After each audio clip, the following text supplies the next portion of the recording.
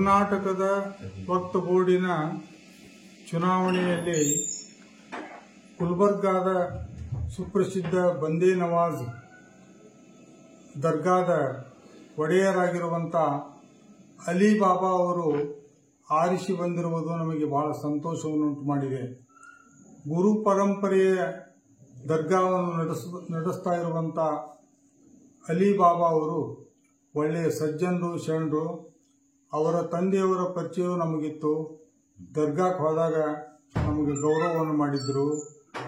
ಆ ದರ್ಗಾ ಆ ಭಾಗದಲ್ಲಿ ಸಾಮರಸ್ಯದ ಭಾವನೆಗಳನ್ನು, ಸಾಮರಸ್ಯದ ಬೀಜಗಳನ್ನು ಬಿತ್ತುವುದರ ಮುಖಾಂತರ ಸಮಾಜದಲ್ಲಿ ಕದಲಾಗಲಾರ್ದಂಗೆ ಶಾಂತ ವಾತಾವರಣ ನಿರ್ಮಾಣ ಆಗುವಂಥ ಕಾರ್ಯವನ್ನು ಆ ದರ್ಗಾ ಸಾಮರಸ್ಯದ ಮಠವನ್ನು, ದರ್ಗಾವನ್ನು ನಡೆಸಿಕೊಂಡು ಬಂದಿದೆ.